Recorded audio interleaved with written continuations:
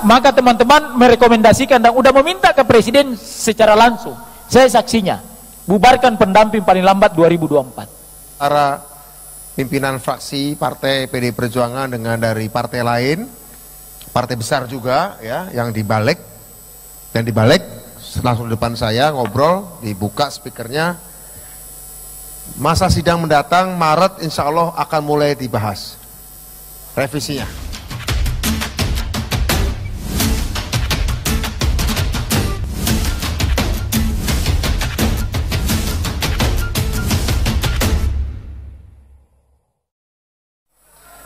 Oke, kita berikan aplaus kepada kita semua.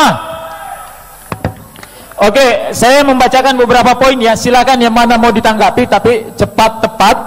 Satu adalah semua sudah setuju tentang mengusulkan revisi Undang-Undang Desa.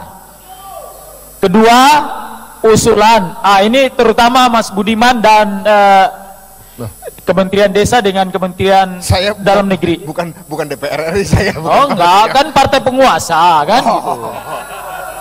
Udah dapat restu presiden dan dapat restu dari ketua partai penguasa. Teman-teman menganggap ini kajian kita, Pak. Kajiannya adalah paling ideal dana desa itu setelah dikurangi utang dan subsidi itu adalah angkanya di sekitar 7-8% dari APBN. Kalau boleh kita hitung-hitungan nanti. Artinya itu jauh akan lebih memberikan manfaat kepada desa kalau itu bisa dilakukan. Saya mau mendengar, saya belum pernah berdiskusi dengan Mas Budiman tentang ini, tapi saya mau mendengarkan langsung kan gitu. Kemudian yang kedua, Pak Dirjen, ini keluhan Pak teman-teman Pak. Walaupun sudah ada edaran dari Mendagri tentang pemilihan kepala desa serentak, rasanya akan lebih elok kalau Mendagri mengundang para bupati itu untuk melakukan rakor Pak. Mungkin levelnya harus diundang langsung Pak. Karena teman-teman Pak umumnya ini dipersulit dibawa Pak. Bersulit di DPR, persulit di bupati. Mendagri mengatakan tolong lapor kepada kami. Ada keengganan Pak teman-teman ini melaporkan bupatinya kepada Mendagri. Oke. Ya gitu. Kemudian ada 7 ribuan pilkades yang harus dilakukan. Tapi teman-teman menakutkan ada bancakan politik kalau ini harus di PJ-kan. Karena kan ada teman kita nih bupati di Jawa Tengah tersangka KPK gara-gara dapat apa tuh? Berapa honor kalau mau menjadi PJ kepala desa? Kan di Jawa Timur kan? Kabupatennya nih Mas Budiman nih. Mas Sunang. Itu ketangkap KPK gara-gara PJ Kades. Kemudian yang ketiga adalah yang keempat. Nah ini juga kelihatannya Mas, yang harus dibahas serius adalah mengenai leveling undang-undang nih. Undang-undang pemerintahan desa, undang-undang desa dengan undang-undang pemerintahan daerah Pak. Kalau teman-teman berdialog dengan para bupati Pak, bupati itu menganggap bahwa kalian kepala desa itu adalah bawahan dan anak buah saya. Pegangan saya adalah undang-undang pemerintahan daerah. Karena di konstitusi menyebutkan bahwa pemerintahan terbagi atas pemerintahan pusat dan daerah, begitu loh cara pandangnya. Nah ini Pak Mukuam ini menurut saya yang paling paham tentang ini, mohon dibantu menjelaskan.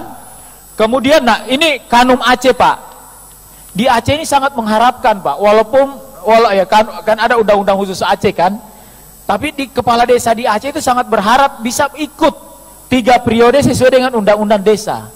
Kalau kalau di Aceh itu hanya bisa 2 periode kepala desanya, nggak boleh 3 periode. Karena ada undang-undang keistimewaan Aceh yang harus membatasi kepala desa hanya 2 periode. Makanya teman-teman di Aceh hampir lebih 5.000 ya kepala desa mengeluhkan tentang itu. Enggak ikut undang-undang desa, tapi ikut undang-undang keistimewaan Aceh. Kemudian yang lain adalah pembubaran pendamping desa. Ini mohon maaf Pak, kepala-kepala desa ini tidak punya dendam sama sekali sama, ini keluhan kepada saya, kepada pendamping Pak. Kan teman-teman ini kadang Pak menganggap pendamping itu posisinya tidak efektif dan efisien Pak.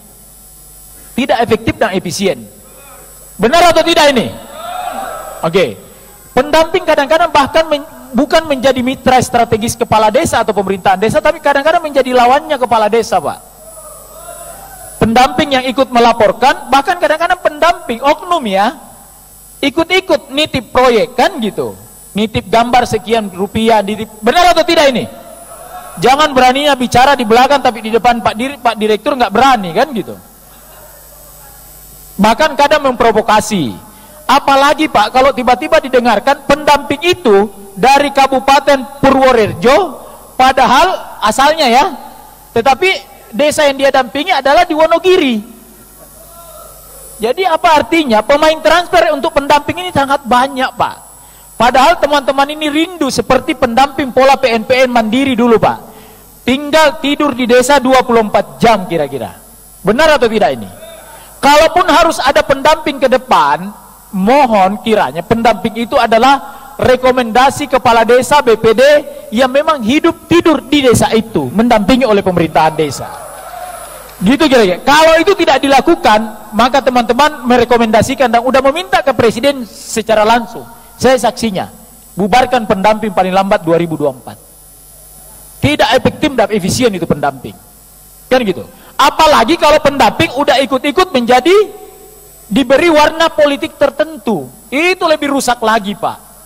Kita bicara jangan politisasi desa, tetapi ada upaya-upaya untuk mempolitisasi desa.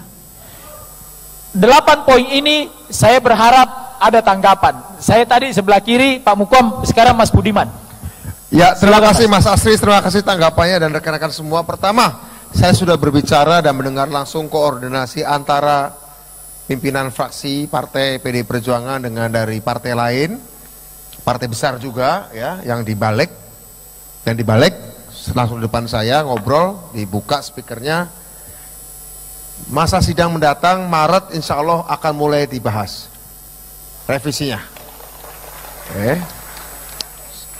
Ada 8 tadi lupa. Kedua, tentang penambahan operasional ya. Ketua Balik, bukan Ketua Balik, Ketua Banggar sudah berbicara juga kemarin di Jawa Timur bersama saya, bersama teman-teman AKD Jawa Timur. Ketua Banggar saya ada di sampingnya, akan perjuangkan supaya 3% dari dana desa itu untuk operasionalisasi kepala desa dan perangkat desa. Jadi itu dua itu yang saya sampaikan, nggak jauh-jauh. Kemudian mengenai masalah kenaikan APB dana desa ya, saya belum membaca kajian. Tadi Asri udah bilang katanya ada kajiannya. Nanti kita lihat postur anggaran tadi disampaikan oleh Mendagri bagaimana. Sekali lagi saya bukan DPR, saya bukan pemerintah, bukan pengusaha, bahkan saya kepala desa pun saya bukan. Saya warga negara biasa hari ini. Tapi mudah-mudahan ya saya sampaikanlah WA ke siapa, mungkin mau dengar gitu, menteri mau baca WA saya atau asprinya presiden atau siapalah, nanti kita coba ya. Tapi selama ada kajiannya, sekali lagi tadi Pak Mendagri bicara soal postur anggaran, nah, kita cari titik optimal yang rasional, kira-kira begitu ya. Saya kira kita buka saja kemungkinan itu, cuma nanti boleh sih teman-teman call-nya tinggi, tapi kita harus cari titik optimalnya untuk. Karena saya juga pernah waktu ketemu Bapak Presiden, saya belum cerita, jadi pada tanggal 17 Januari saya bertemu Bapak Presiden, saya mengusulkan ada penambahan khusus alokasi dana sumber daya manusia desa. Dan Pak Presiden langsung menyambut, ya udah kalau gitu nggak usah nunggu revisi undang-undang karena pasti akan butuh proses. Saya akan masukkan saja ke PP khusus dana sumber daya manusia desa, alokasinya adalah untuk misalnya beasiswa orang desa. Pemerintahnya maupun pemuda-pemuda yang mau kuliah di mana, yang pinter-pinter, karena kita harus mengejar soal SDM desa. Pak Presiden setuju dan beliau janji gak usah nunggu revisi undang-undang, itu tak masukkan saja di PP khusus dana sumber daya manusia desa. Berapa? Ya nggak tahu lah, nanti urusan Presiden. Saya kira itu aja. Terima kasih Bung Asri. Oke, terima kasih. Silakan.